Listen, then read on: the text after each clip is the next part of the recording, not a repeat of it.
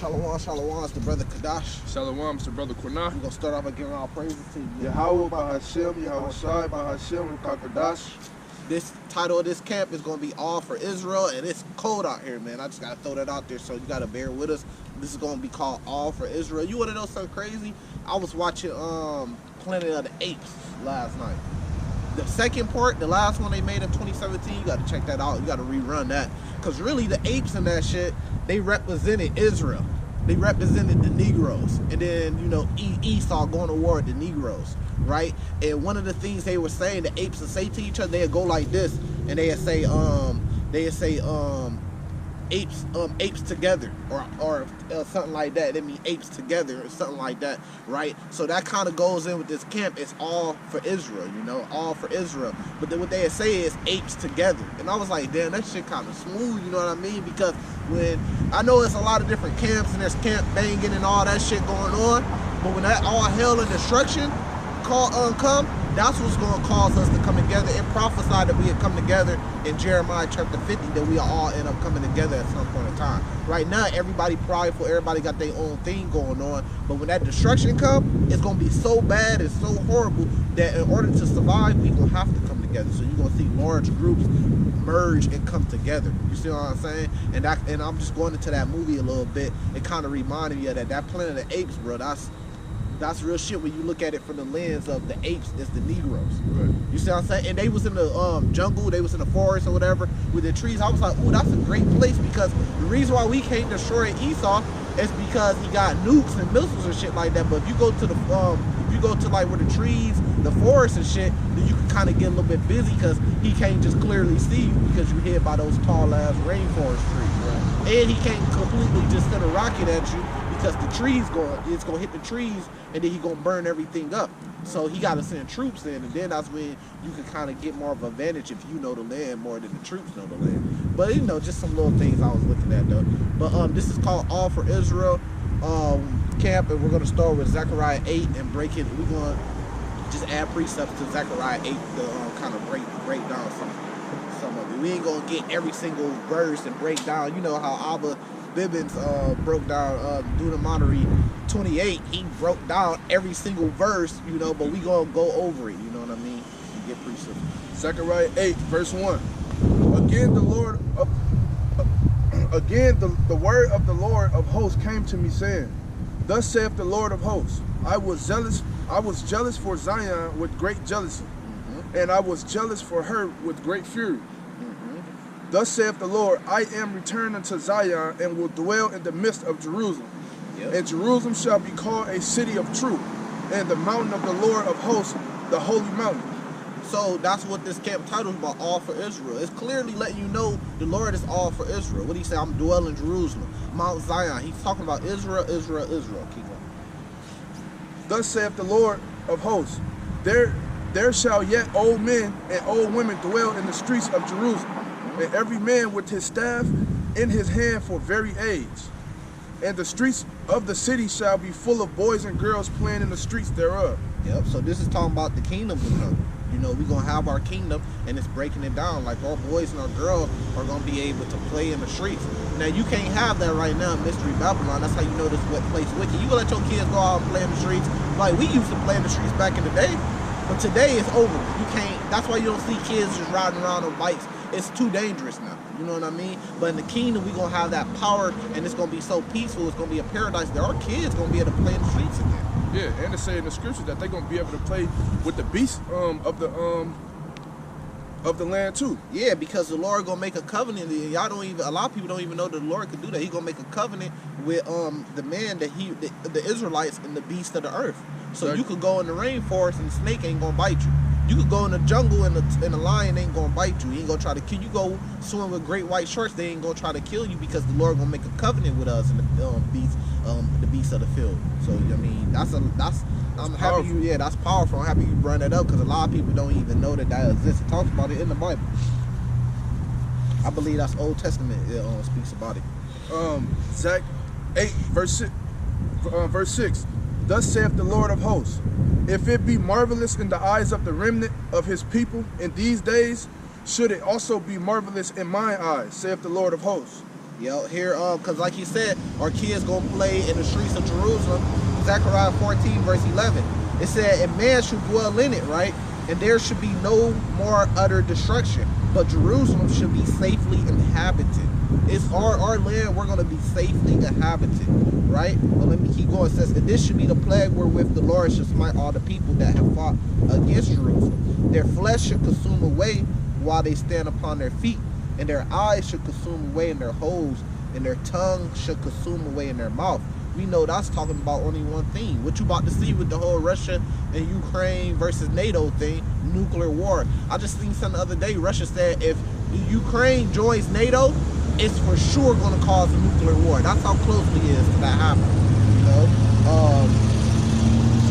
and it shall come to pass in that day that a great atonement for the Lord shall be among them, and they shall lay hold of everyone on the hand of his neighbor, and his hand shall rise up against the hand of his neighbor. You read about that in Zechariah 15. You know, nation against nation, kingdom against kingdom. You read about that in Matthew 24. Everybody going to war against each other. Isaiah 13. It says, and Judah also shall fight at Jerusalem, and the wealth of all the heathen round about shall be gathered together, gold, silver, and apparel in great abundance.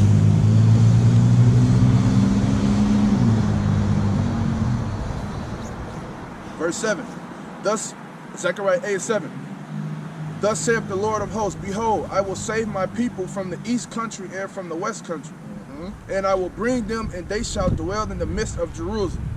And they shall be my people, and I will be their power, in truth and in righteousness. His people, not all people. He said, I should save my people from these other nations. Not all the people. Right. His people. His people, which are the Israelites. Verse 9. Thus saith the Lord of hosts, let your hands be strong, ye that hear in these days these words by the mouth of the prophets, which were in the day that the foundation of the house of the Lord of hosts was laid, that the temple might be built. For before these days there was no hire for man, nor any hire for beast. Neither was there any peace to him that went out and came in because of the affliction. For I set all men, every one against his neighbor. Yep. And what did it say? You know, we read it in Zechariah 14. Everybody neighbor should have his hand towards his neighbor. That's what's coming on the earth. That's what we've been warning the people. That's what the movie Purge is about, the forever purge. That's what all that's about, the last purge. All that's about, man being against man on every level, man. That's what Mortal Kombat's about. Man being against man on every dimension, every level. There's going to be war. You're going to have militias versus other militias.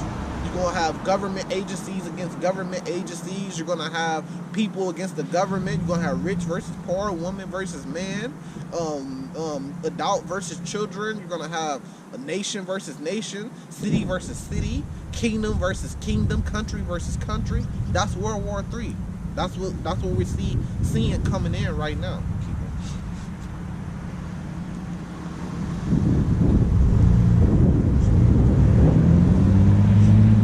Verse 11. But now I will not put unto the residue of his people as in the former days, saith the Lord of hosts. For the seed shall be prosperous, the vine shall give her fruit, and the ground shall give her increase, and the heavens shall give their dew, and I will cause the remnant of this people to possess all these things. So it's not just Israel, but it's the remnant, it's the elect of Israel. You know, and it said our seed should be prosperous, right? Did it say that? Yeah. So in order for our seed to be prosperous, right? What does that mean? That means we're gonna have sex in the kingdom. That means we're gonna have women, and we're gonna have sex in the kingdom in order for our seed to be prosperous, right? Now, he said he's gonna give to the remnant of these people. Of these people, that's important. These people is referring to Israel, not all people. That's why we say it's all for Israel. Keep on with that. Verse 13. And it shall come to pass that as ye were a curse among the heathen, O house of Judah and house of Israel, so I will save you, and ye shall be a blessing. Fear not, but let your hands be strong. Run that back. Verse 13. And it shall come to pass that as ye were a curse among the heathen, O house of Judah and house of Israel, so I will save you, and ye shall be a blessing. Fear not, but let your hands be strong. So who did he say he would save? Israel. He said, "Oh, house of Israel, he should save you." So who is salvation for? It's for the Israelites. I literally just told you. He said, "I will save you because we had the curses on us, the destruction, the slavery, the curses of Deuteronomy 28. The Lord said He gonna save us." That's what Zechariah 8 is talking about. Now we could go into Deuteronomy 28, break that down. We could go into Deuteronomy 30 when the Lord said He gonna take those curses off of us and He gonna put it on the other nations. But that's what it's telling you. It's telling you who's salvation for. He just said, "I will save you." That's a powerful precept right there. This is Isaiah 14, backing that up. Verse 1. "For the Lord will have mercy on Jacob and will yet choose Israel." So He will save Israel. How many verses, how many scriptures, how many books do you got to hear from to understand that salvation is for Israel? It says, "and set them in their own land." So if He's saving everybody, different people from all different nations around the world, why do He got to set them in one land? Which is the land of Israel, the people, the literal people of Israel. Why do He got to do that? I'm saving all people. You see what I'm saying? Why No. He separating them? Yeah. Why He said, "set them in their own land.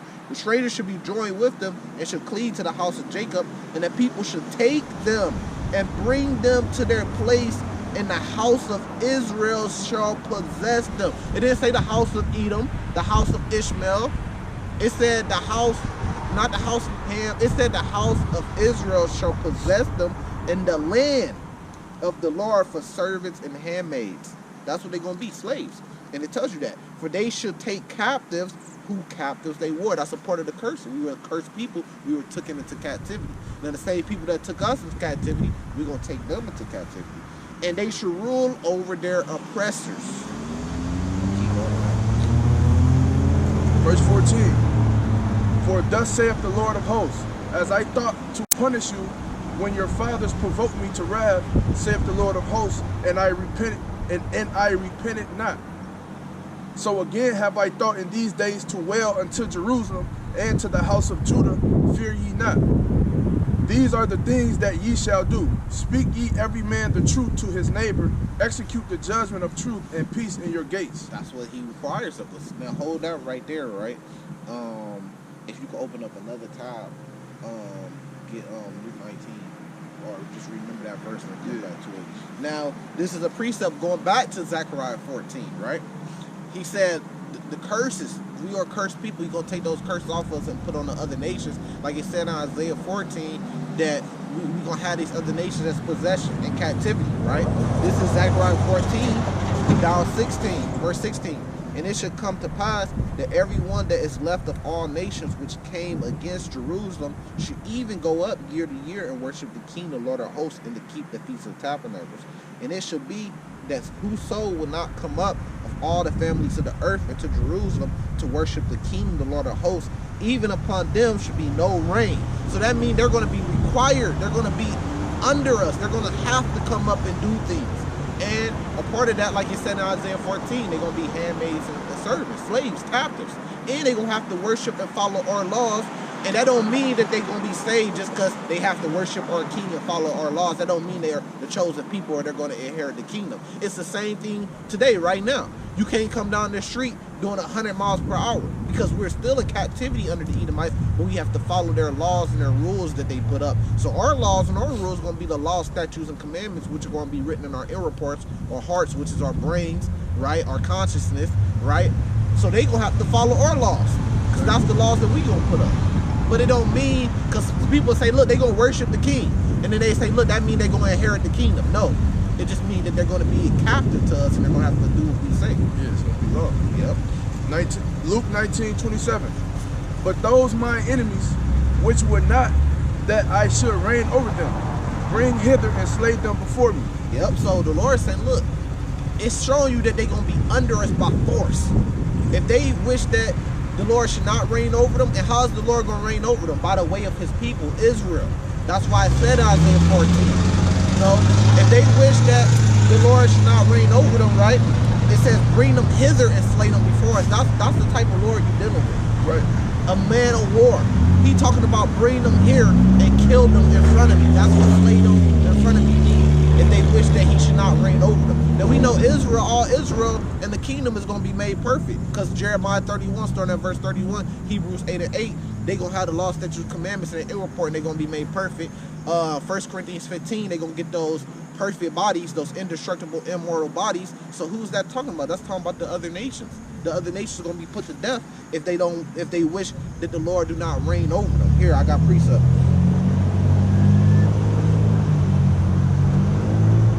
And the Lord is doing this all for Israel, right? And this is righteous. This is Revelation 2, verse 9. I know thy works in tribulation. Who is he talking about? Israel.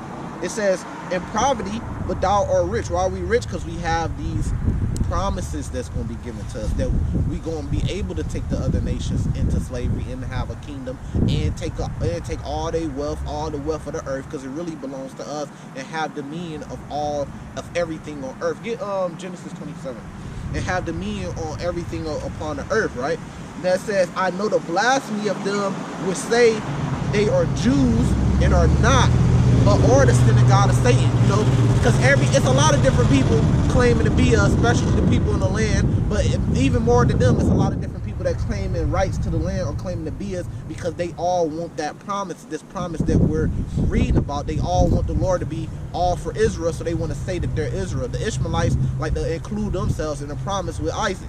You see what I'm saying? Because everybody wants this promise, but it's only for the Israelites. It says, but they are the synagogue of Satan, right?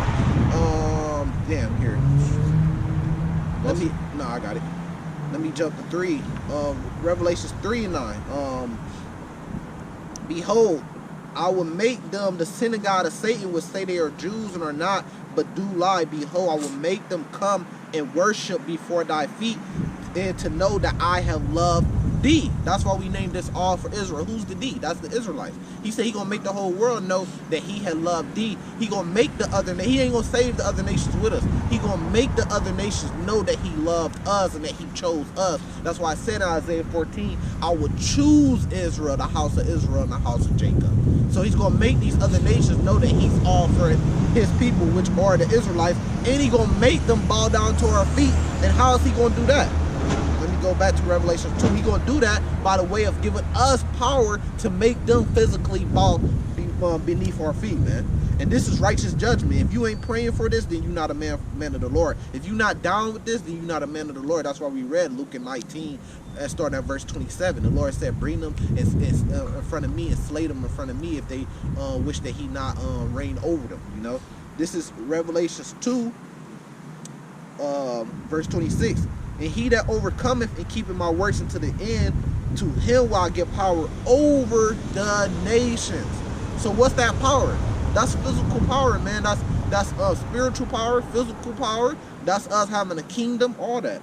It says that he shall rule them with a rod of iron, as a vessel of powder should they be broken to shivers, even as I received of my Father. So he received the same power of his Father, right? So it's his kingdom, but he's going to give it to us too, because we're going to be joint heirs with the Lord to the kingdom.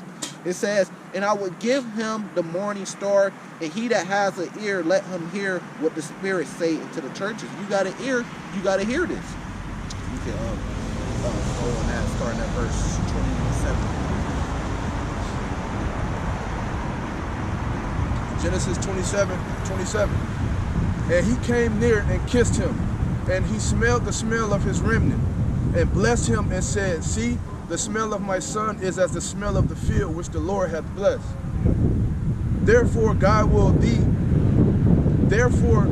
give thee of the dew of heaven. So this is the promise that was given to the Israelites. It was given to Jacob. Jacob's name was changed to Israel, and every seed that come from him is the Israelites, the 12 tribes, so-called Negroes, Native Americans, and Hispanics. This is the promise that was given to us. This is the same promise that all these other nations want. That's why they pretend to be us. That's why it said in Revelation 2, those that say they are Jews but do lie, because they want this promise. Keep going. Therefore God give thee of the dew of heaven, and the fatness of the earth, and plenty of corn and wine. Let people serve thee, and the nations bow down to thee.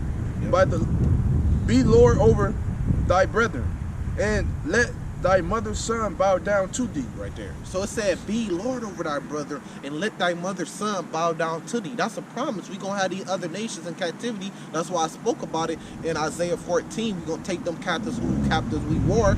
This is Amos 90, 9:11. It says, and was Jacob's brother? Esau, right? Esau, Edom. So let's read it. It says, Amos 9:11. In that day will I rise up the tabernacles of David that is fallen, and close up the breaches thereof. And I will rise up his ruins, and I will build it as in the days of old, that they may possess the remnant of Edom, and all the heathen which are called by my name, saith the Lord that does this. So this is talking about their lands. We're going to possess their lands, but in order to possess their lands, what are we going to do to them? We're going to possess them too. Right. We're going to take them into captivity, like it said in Isaiah 14. And this is all the way in the book of Amos. So we going from the book of Genesis, right? The first book where it talks about the promise, and now Amos, which is a prophet, is prophesying about the same thing. So it's telling you that this is going to happen in the kingdom, man, whether you like it or not. Romans chapter 3, starting at verse 3, you know, whether you like it or believe or not, it's going to happen. You see what I'm saying? And now you have us, prophets, today, we're out here telling you the same thing today, that this is going to happen. We're going to take the other nations into slavery. The Lord is going to allow us to do that because he's all for Israel, and he's going to give power to Israel. You know, keep going on that Genesis 27. Thanks.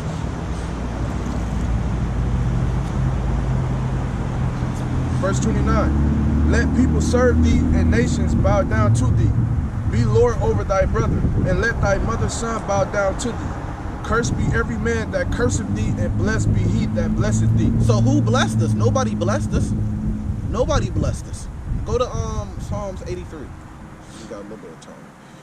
Nobody blessed us. You say, well, look, it says, blessed be those who blessed us. The other nations are against us. It's been against our Lord. They didn't bless us. They went against us.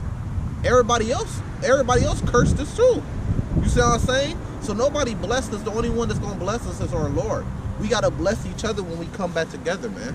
You see what I'm saying? But the other nations all been against us. So it says, cursed be all those that cursed us. That's why when you read Isaiah 34, it says, Esau, Edom is the people of the Lord's curse. He has a curse. They're cursed for destruction. Right. They are vessel, going to Romans 9, they are vessel that the Lord built for destruction. Yeah. Psalms 83, 2. For lo, thine enemies make a taunt, and they hate thee, have lifted up the head. So these are our enemies, right? Keep going. They have taken crafty counsel against thy people, and consulted against the hidden ones. Yep. They have said, come, let us cut off them from being a nation, that the name of Israel may be no more in remembrance. For they have consulted together with one consent, they are confederate against thee. So they cut us off from being a nation. They cut us off. The name of Israel, we won't be calling ourselves Israel no more. We don't call ourselves Judah, Benjamin, Levi. We call ourselves Negroes, Haitians, Dominicans, Mexicans, Cubans. That's what we call ourselves. Native Americans. Our name was cut off. We was cut off from being a people of Israel because these other nations cursed us. And that's how they keep us separate and going against each other. Yep. Because now they got us thinking that we not brothers. Yep. 83 and 6. The tabernacles of Edom and the Ishmaelites and Moab and the Hagarians, Gabal and Ammon and Amalek, the Philistines with the inhabitants of Tyre. Yep, Tyre. Yep. Ashur also is joined with them. Yep. They have hope in the children of Lot. You can stop right there. But who did it have on there? Esau, Moab, Ishmael, the so-called Arabians today, you Arabs, you know, Esau, the so-called Caucasians, Spaniards, British, French, Germans, fucking Russians, all of the Europeans, all of them, bro. They cursed us. Who? Moab, the Chinese, Ammon, the Japanese, all of them, they cursed us. So all these people got curses coming from them and judgment coming for them. You see what I'm saying? Break down some more of that when you was talking about how they plan to keep us against each other, and they broke us all up so we could stay against each other. Yeah, that was the ultimate plan. So just like when he was explaining who we really are versus who we think we are, right? So now we are all from the same tribe, right? Right, which is the 12 tribes. Yeah, the same nation, which is the 12 tribes of Israel. So as a nation, which pretty much means one. Yeah. But now they got these labels on us, which is Negroes, West Indians, Haitians, and Dominicans, which got us thinking that we separate. Yeah. Right. So now we looked at as the way we now we look at each other the way we look at the heathens. Yep, evil eye towards your brother. Yeah. So now we look at each other the way we look at the heathens, like we not all Really one like people. we're not all one, like we're not all brothers. And that's the crafty counsel that he was just talking about. Yep, that's that crafty counsel. And then when you look at it, like anytime we ever try to come together and build a power structure, which end up being the most powerful structures, Esau try to tear it down. If you go back to when drugs, ain't nobody telling you that selling drugs is a good thing, but when the so-called Negroes was dealing with Issachar, really heavy, they said, look, we got to put a drug on wars. I mean, we got to put a war on the drugs. Like, we got to put a war on the drugs. These so-called Negroes is teaming up with the Mexicans, Issachar, and they getting all the weight into the country. They all getting rich in the 80s, the golden eras, everybody having money. They getting too powerful. They getting structures. You see what I'm saying? They getting brotherhoods. You see what I'm saying? They getting connections with Mexico and the cartels. They getting too strong, so they said, look, we got to make this our #1 priority, a war on drugs. And I forgot what president it was, but I think it was Ronald Reagan. Ronald Reagan, he said, look, this is our #1 enemy. This is our #1 focus is the war on drugs.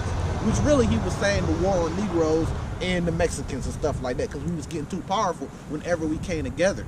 So their goal and their job is they doing their best to try to keep us apart. Because whenever we come together as these nations, we too strong together. Exactly. That's why I was brung up the movie The Planet of the Apes, and they used to go like this. They said apes together. Right. Apes together. They said, look, ain't no fighting each other. Ape don't kill ape. Apes together. Yeah, because they knew they was powerful. They was more powerful together. They way more powerful together, and that's when we gonna get our power. Is when the Lord gonna cause the destruction to happen, because we too prideful. We've been that crafty counsel really got us, you know.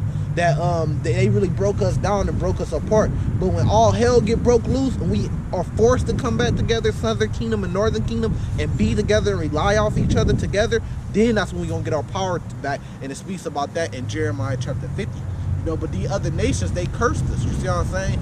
I'll be watching like some little car race and stuff, and you see out there, you see Cubans, Mexicans, you see Puerto Ricans out there, Negroes, they all be together just talking shit, racing cars and shit. Right. And that's a beautiful thing, man. We all can get together and be out there and talk our shit and shit. Yeah, because we, like, they don't even know. Well, the average person won't even know, like, the Negroes or the so-called Negroes and the so-called Mexicans of today are actually brothers. Puerto right? Ricans. But you can sometimes, not all the time, you get us all in the same room, and then you can kind of tell by the way we vibe. So what he was just saying, like the Cubans and the Mexicans, they all together vibing with each other, not even knowing that that's how it's supposed to be. And it's just naturally flowing because they actually related. Yeah, You know what I mean? and So- they don't even, like the brother said, he bringing that out beautiful. We don't even understand that we really all brothers. So when we get together, we all vibe and we like, damn, hold up, the Mexicans cool as fuck. Yeah, cool as hell. You see what I'm saying? The whole of them Puerto Ricans, then they just like us. So we thinking like, damn, what the fuck? Not even knowing that we all really the same people. We brothers. Exactly. So that's why we so similar. You see what I'm saying? It's only when you look at it through the lens of Esau, through America, you look at the Mexicans like, what the fuck? And they looking at niggas like, what do they mean? I don't like them. And we looking at them like, because we looking at it through the lens of Esau, from a distance, rather than actually coming around each other, sitting down and being like, damn, hold up, these people, damn, they get groovy. You know, blacks, like take a wedding for example. The blacks, we get groovy at that bitch. But the Mexicans be getting groovy too. The motherfuckers get up, get to doing the salsa and shit like that, breaking it down. You ever been to like a joint wedding or a joint like whatever, when people come together and a Mexican family, like let's just say a black man married a Mexican woman, right? And they come together, right? And they families come together. That bitch be booming. That bitch be booming. You got your uncle, you know, your black uncle in there. He over there jamming with the aunties of the Mexican woman and shit, man. Come on, man. Y'all better wake up. That's when we really get our power. But the other nations, their job is to keep us against each other and most importantly against our Lord, so we don't have no power. This is, wait, what was that you had? Quick precept, Amos chapter 1, right? Yeah, go to Psalm chapter 2. Amos chapter 1, verse 9. It says, thus saith the Lord, for 3 transgressions of Tyrus, right? They was mentioned on that list. And for 4, I will not turn away the punishment thereof, because they deliver up the whole captivity to Edom, the whole Israelites in captivity to Edom. And remember not the brotherly covenant, but I will send a fire on the wall of Tyrus, which shall devour the palaces thereof. Now Esau was the first one mentioned on that list in Psalms 83. It says, thus saith the Lord, for 3 transgressions of Edom, and for 4, I will not turn away the punishment thereof, because he did pursue his brother with the sword, and did cast off all pity, and his anger did tear perpetually, and he kept his wrath forever. It said he kept his wrath forever. That means even when the Lord returns, because then this is when the punishment and this judgment is going to come when the Lord returns. So even when the Lord returns, Esau will still be around, and he will still have this hatred against the Israelites all the way up to when the Lord returns. So is the Lord going to save Edomites? No, he's going to judge the whole nation the same way. When it says, look right here, when it's talking about Tyrus, it says, and deliver up the whole captivity to Edom. What does it mean, the whole captivity? It's talking about all Israelites went into slavery. All the Israelites went into bondage. The boatload, the most of us. You know what I mean, right? So when the Edomites go into slavery, all the Edomites, they're going to go to slavery as a nation. It don't matter if some of them believe in the Lord. Daniel believed in the Lord. He was a man of the Lord. His ass still got through in a lion's den. He still was in captivity. He still was under the Babylonians, Nebuchadnezzar. So it don't matter, just because when the Lord judges nations, so he's going to judge the whole nation. And that's because they cursed us. Going back to Genesis 27, it says, cursed be them that curse us. And it's showing you that the Edomites did curse us, and it's showing you what the Lord going to do to them. He's going to curse them. Yeah, and that's why, and it makes perfect sense when he say he's going to curse them as a nation, right? Because the people, the Edomites, the so-called Edomites of today, think that they're not going to have to bear the iniquities of their forefathers because it wasn't them. Yep. When in all actuality, it really was them. And it tells you that in Isaiah 14, I think around like verse 21 or something like that. Matter of fact, I'm going to get it, right? And look, when you think about it, right, we going to be the ones putting that curse on it, because the Lord going to do it by the hands of his people. Now, the Esau, when we went into, and it said the curses that was put on us going to be put on the other nations. Cursed be them that curse us, right? Now, when they was putting us in slavery, they say, look, this one believe in the Lord still. He believe in the Lord, don't put him in slavery. Right. You see what I'm saying? No, they say, look, take his ass in slavery too. Take him, kill him, matter of fact. Did they say, look, these Israelites over here, they still believe in their Lord, don't take them in slavery? No, so what the fuck when we take them in slavery, we're going to say, look, some of these believe in the Lord. Right. Don't take them in slavery. No, we're going to take them all in slavery, man. Let me go back to Isaiah 14 since the brother bring it up. Verse 21, right? Prepare slaughter for his children for the iniquity of their fathers, that they do not rise nor possess the land nor fill the face of the world with cities. And the Lord said in Malachi chapter 1, they should build, but he should throw down the Edomites. So yeah, you say you or your forefathers through reincarnation, so yeah, it literally was you. Right. But you say, look, it wasn't us, but everything you got, you benefit off all this, off the fucking museum, the streets, all this is built off slave labor. You got all of this off slave labor from the Hebrew Israelites, from the northern and southern kingdom. Right. How do you think they got California? They took that shit from Mexico. How do you think they got Texas? They took it from the Mexicans. They took it from Issachar. You see what I'm saying? So you got to deal with it. Prepare slaughter for his children for the iniquity of their fathers. Destroy your fathers. And you benefit off the things that your fathers did, the wicked shit your fathers did, so you gotta pay for it. Like Psalms 2 in verse 1. Why do the heathen rage and the people imagine a vain thing? The kings of the earth set themselves and the rulers take counsel together against the Lord and against his anointed, saying, let us break their bands asunder and cast away their cords from us. So when they say heathens, talking about all the other nations outside of Israel consider heathens to the Lord. They're considered a drop out the bucket to the Lord. They're considered nothing. So all the heathen cursed us. Keep going. Verse 4. He that sitteth in the heavens shall laugh. The Lord shall have them in derision.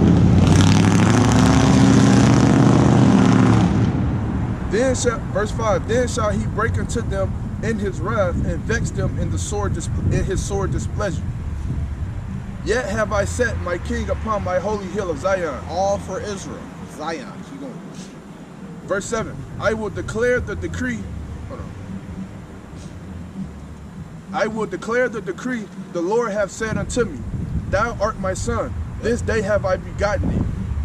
Ask of me, and I shall give thee the heathen for thine inheritance, and the uttermost parts of the earth for thy possession. Run that one back right quick. Psalms 2, verse 8.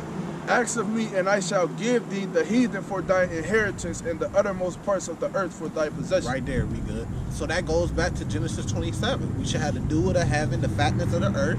It goes back to Revelations 2, verse 26, 27, where the Lord said he going to give us that same power he received of his Father to break the other nations and to rule over them with a rod of iron. He said, ask of me. It goes back to Amos 9 and 11. Us going to take the Edomites and the rest of the nations, Isaiah 14, into captivity.